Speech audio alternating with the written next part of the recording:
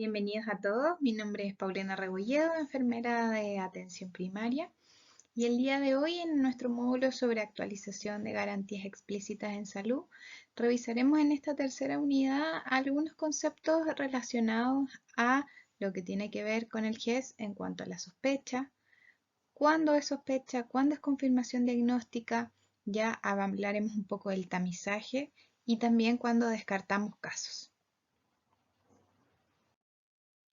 Es importante conocer la normativa, identificar también estos conceptos que tienen que ver con los principios básicos. Cuando en un problema de salud evaluamos que es una sospecha, cuando consideramos que es una confirmación diagnóstica, algunos exámenes que están asociados también al tamizaje y también cuando hacemos un descarte del caso una vez que se cierra o que hay algún otro criterio asociado. ¿Ya? Comencemos entonces. Entender y poder ejecutar el régimen del GES, ¿cierto?, de manera correcta, se relaciona con distintos tipos de intervenciones y acciones sanitarias. Por tanto, es importante conocer cuáles son estos procesos de atención y hacer una descripción técnica de cuáles son los conceptos que están involucrados a cada uno de estos procesos. Entonces aquí podemos hablar, ¿cierto?, de la sospecha diagnóstica, ¿ya? Este proceso, ¿cierto?, luego de ir analizando el antecedente clínico, ¿cierto?, de este paciente usuario, se va a hacer una suposición de que exista alguna patología GES, ¿ya? En la que posteriormente se va a dar el paso de la confirmación o el descarte mediante clínica, exámenes, lo que sea necesario dependiendo de la patología. Cuando abrimos, por ejemplo, el caso de una sospecha, por ejemplo, las hipertensiones en atención primaria, cuando nosotros en algún examen preventivo, en alguna consulta, detectamos un paciente con una presión elevada, ya arriba de 140/90, por ejemplo, o uno de los dos valores, y el paciente no tiene el diagnóstico de hipertensión, activamos las alertas para una sospecha. ¿Ya? Aquí se hace un perfil de presión arterial, ¿ya? Donde se hace un seguimiento de algunos días, ¿cierto? Donde se hace un registro de la presión según una técnica estandarizada y posteriormente se descarta o se confirma este diagnóstico a través de lo que establezca el médico y si requiere también baterías de exámenes complementarias para confirmar el diagnóstico. Exámenes de laboratorio, de sangre, de orina, un electrocardiograma, ¿ya? Y así también las distintas patologías podemos evaluar una sospecha. En el caso de la diabetes, si hay una glicemia elevada, ¿ya? Si tenemos que tomar otra, si la glicemia está dentro de valores, por ejemplo, arriba de 200, ahí qué es lo que tenemos que hacer directamente. Entonces tenemos distintos flujos y pasos a seguir para descartar o confirmar esta sospecha diagnóstica y esto también está asociado a lo que revisamos en la presentación anterior, que hay ciertos plazos para dar cumplimiento a esta garantía de oportunidad. Entonces, ¿cierto? Nos tenemos que basar para poder hacer una sospecha en base a las guías clínicas. Si no tenemos claridad como personal y profesionales de la salud respecto a esto, no vamos a entender el proceso de lo que estamos haciendo y el cumplimiento de esta garantía en base a la calidad, a la oportunidad. Em, por tanto, el profesional tiene que informar el evento al usuario en el momento en que se da la atención, que se activa este proceso, ¿cierto? De que hay una sospecha a una patología y tenemos que continuar con toda esta evaluación para confirmarla o descartarla. Las sospechas, ya, aunque no es un diagnóstico confirmado, ¿cierto? Tenemos que registrar también todo este proceso en la guía clínica, en la ficha clínica, porque esto es el punto de partida para ir contabilizando, ¿cierto?, los plazos asociados al GES. El digitador, ¿cierto?, tiene que supervisar y llevar el registro de todas estas sospechas, ¿ya? Y registrarlos en nuestro sistema que es el SIGES, para ir monitoreando los plazos, ir haciendo los rescates correspondientes de aquellas que están por vencer para que no tengamos una garantía con un incumplimiento. Entonces, el proceso de sospecha va a iniciar esta garantía de oportunidad y se tiene que informar, ¿cierto?, acerca de ir gestionando todo el proceso que conlleva a esta sospecha y este problema de salud para ir dando cumplimiento a los plazos necesarios. Entonces, si nosotros registramos oportunamente, esta garantía no se va a ver vulnerada, ¿ya? Por eso es importante que los profesionales de salud tomemos conciencia respecto a los tiempos, a los registros, a la calidad de los registros, ¿ya? Si yo evalúo una sospecha de hipertensión o tengo que confirmar un diagnóstico de hipertensión y evoluciono la ficha, dejo todo el registro, pero se me olvidó registrar que era una sospecha de hipertensión o dejé la ficha abierta una semana y después le agregué el diagnóstico, eso va a generar un retraso y va a exponer un incumplimiento de esta garantía de oportunidad, ¿ya? Por tanto, estos problemas que están asociados a los registros tienen que ver directamente con la gestión interna del prestador, ¿ya? Y por eso ahí el equipo, ¿cierto?, que está a cargo, la dirección, la subdirección, el equipo, los encargados de los distintos programas, tienen que supervisar este cumplimiento y estar constantemente haciendo auditoría respecto a los registros, ¿ya? Ya que un incumplimiento de esta garantía no es responsabilidad del usuario, sino que es responsabilidad del prestador que la emite. Entonces acá podemos ver, ¿cierto?, en esta imagen que se da a conocer a los usuarios a través de estas cartillas donde describe los distintos problemas de salud. Aquí podemos ver el número 7 que está asociado a la diabetes mellitus tipo 2, que habla sobre la sospecha. Entonces, en cualquier atención que se pesquise una glicemia en ayunas sobre 126, se pesquisa, se inicia y se activa esta sospecha y el tiempo máximo de espera ya son de 30 días para la primera consulta para poder tomar los exámenes de rigor, ¿cierto? Hacer los estudios correspondientes y establecer posteriormente un diagnóstico o un descarte de esta patología, ¿ya? Aquí podemos ver, ¿cierto?, quiénes pueden acceder, que puede ser cualquier persona con edad de cualquier edad, ¿cierto?, que pueda tener sospecha o diagnóstico de diabetes o presente resistencia a la insulina o algún déficit asociado a esto, ¿ya? Y dónde se realiza dependiendo del prestador del sistema de salud. Si está en FONASA, la sospecha la va a cubrir el GES, ¿cierto?, en los centros de salud familiar, CESFAM, CECOF, en consultorios, en la atención de urgencia, ¿ya?, en los CDT y en caso de las ISAPRE, en las clínicas y centros médicos que sean privados. Por tanto, esta sería lo que está asociado a la sospecha. Ahora vamos a ver cuándo confirmamos un diagnóstico, ¿ya? Este proceso se realiza a través de analizar, ¿cierto?, los síntomas, los signos, los resultados de exámenes, ¿cierto?, presentados por el beneficiario, también asociado a la historia clínica. Y aquí el profesional, ¿cierto?, va a determinar ya si se va a establecer o descartar la existencia de alguna enfermedad o alguna condición de salud, ¿ya?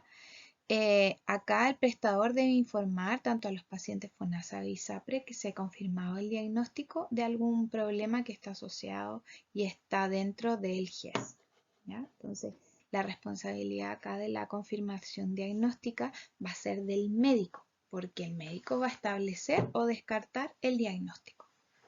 Nosotros podemos apoyar, por ejemplo, desde el punto de vista de enfermería, en los procesos, va a haber un encargado que va a ver el tema administrativo, ¿cierto?, de supervisar que esto se dé el cumplimiento, pero finalmente quien descarta o quien confirma el diagnóstico, va a ser responsabilidad médica.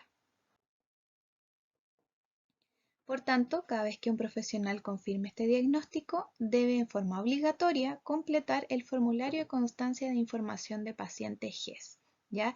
Los sistemas en las fichas clínicas electrónicas tienen este formulario donde en forma automática uno pincha y aparecen todos los datos del usuario, se procede a imprimirlo y ahí a constatar la firma y también permite adjuntar el documento para dejarlo de respaldo. ¿Ya?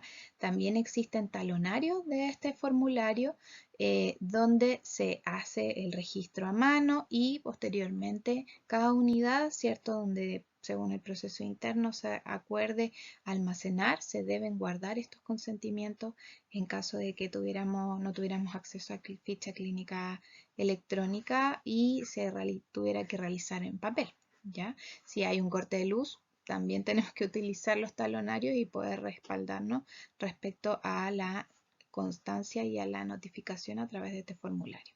¿Ya?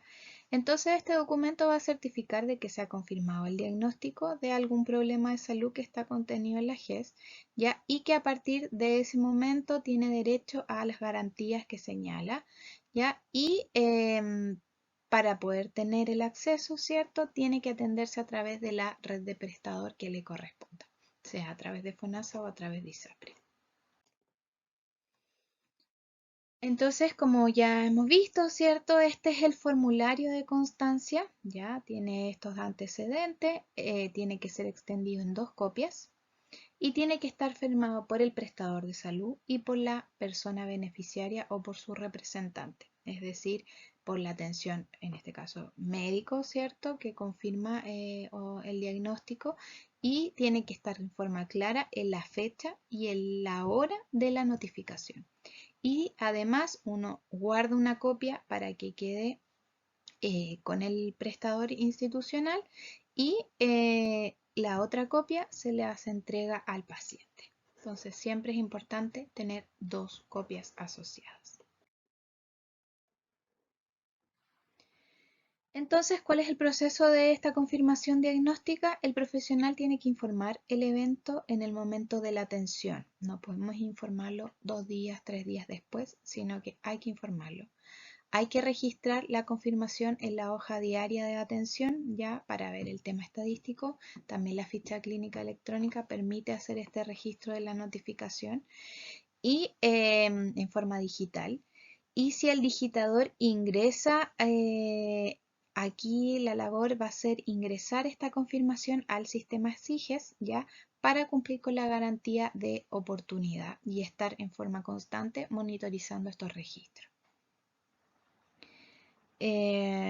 Y acá también como último paso es que la confirmación va a estar ligada a una garantía de tratamiento farmacológico que se cumpla con la entrega de la prestación, ¿ya? Dependiendo de cada caso, ¿ya? En este caso estamos hablando de que si se confirma va a ir ligada a entrega de fármacos.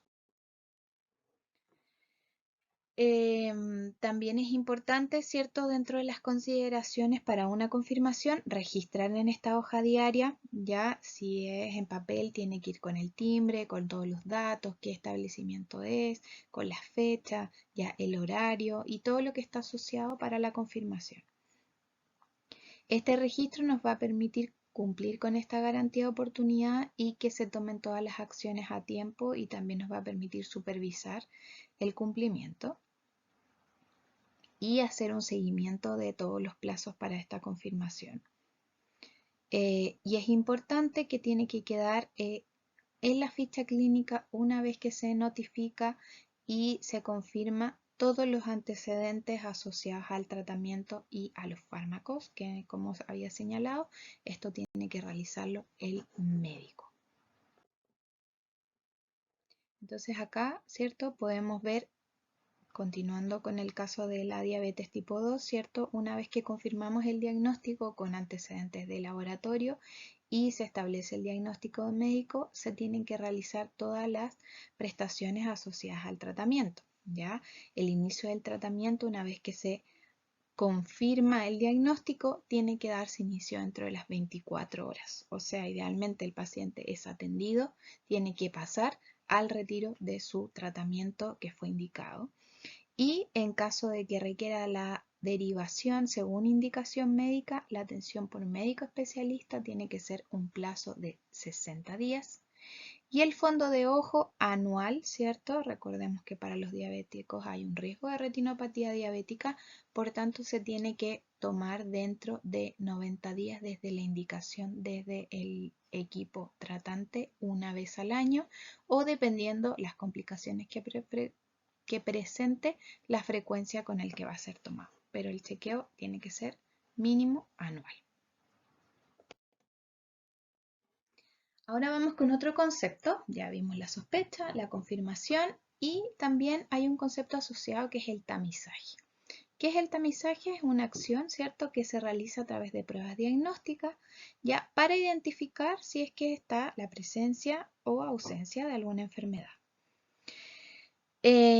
Las pruebas de tamizaje es algo menos específico, pero nos da una ventaja, ¿cierto?, de que son pruebas estandarizadas, que son rápidas, que tienen un costo mínimo y que se pueden reproducir en forma fácil, ¿ya? Y no necesariamente las tiene que realizar un médico, lo puede realizar parte del personal de salud, ¿ya? Y vamos a ver en detalle algunas que están asociadas a la atención primaria.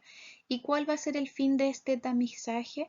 Prevenir y disminuir la mortalidad mediante la detección temprana de algunas patologías. Bueno, y aquí podemos ver algunos ejemplos de tamizaje que están asociados a la atención primaria. Ya en los controles sanos tenemos la radiografía de cadera. Ya desde los 2 meses damos la orden de la radiografía de cadera para que pueda tomarse ya a los 3 meses y detectar displasia luxante de cadera. Ya se activa esta sospecha en atención primaria y posteriormente se toma la radiografía a nivel hospitalario donde se confirma o se descarta el diagnóstico, ¿ya? Y en caso de que requiera algún tipo de tratamiento, ¿cierto? Y a controles con los especialistas respectivos. También otro ejemplo de tamizaje es el Papa Nicolau, ¿ya? Que se toma también en atención primaria por el personal matrón en su mayoría para detectar si es que si hay algún cáncer cervicuterino, ¿ya? Esto se toma entre los 25 y 64 años como tamizaje, ¿ya? Para ir evaluando y descartando o realizar confirmación diagnóstica e iniciar el tratamiento correspondiente. Así prevenimos esta enfermedad tan compleja en las mujeres. Y otro ejemplo también de tamizaje se realiza el examen médico preventivo del adulto, EMPA, ¿ya? Que el cual permite identificar ciertos factores de riesgo, ¿sí?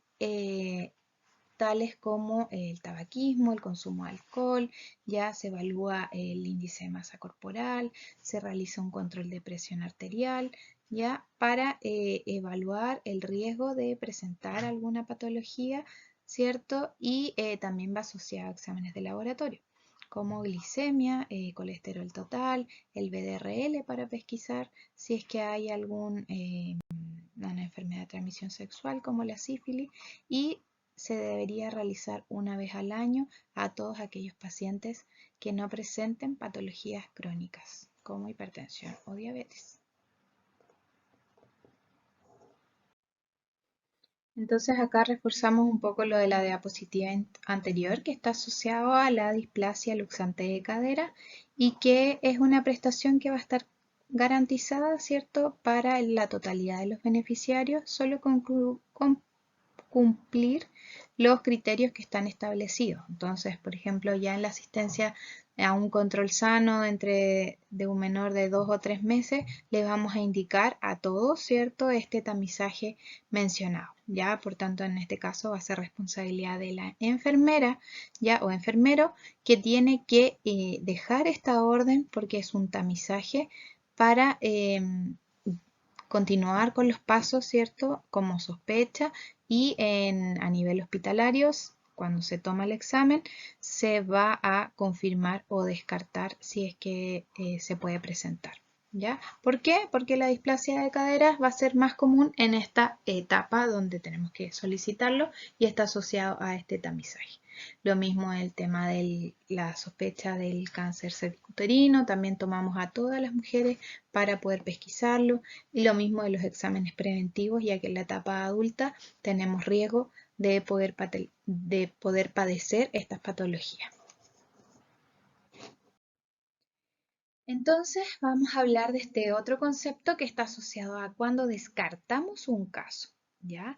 Aquí el evento va a consistir en rechazar esta hipótesis diagnóstica acerca de la enfermedad que fue desencadenando todas las atenciones señaladas, ¿ya?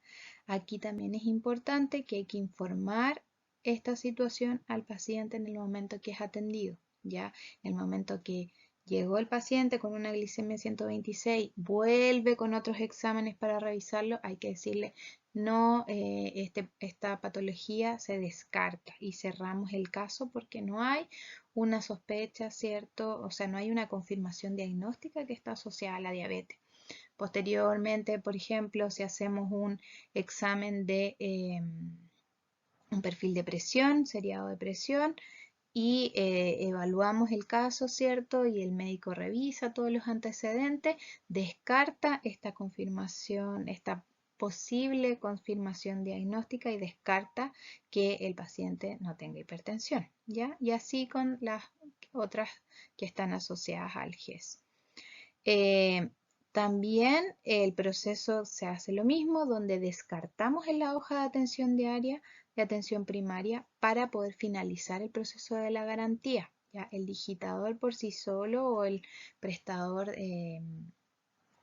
o el mismo lugar donde estamos atendiendo no va a descartar si es que el profesional de salud no realiza el descarte previamente. ¿Ya? Se da por finalizada la garantía de oportunidad, por tanto se cierra a través de un descarte, ¿ya? Y esto también, las fichas clínicas electrónicas tienen la posibilidad de poder dejar inmediatamente el registro, ¿ya? Sea el descarte, sea la sospecha o sea la confirmación diagnóstica. Entonces acá volvemos al mismo ejemplo, ¿cierto? Asociado a la diabetes, y aquí nos dice que si nosotros tomamos estos exámenes y salen normales, se va a descartar el caso. Por tanto, la atención continúa, ¿cierto? Y no por esta sospecha de diabetes, y continúa con sus prestaciones finalmente habituales, ¿ya? Bueno, damos por finalizada esta tercera unidad. Espero que hayamos podido aclarar todas las dudas que están asociadas a lo que es una sospecha, a lo que es una confirmación, un descarte y un tamizaje. Que esté muy bien, gracias.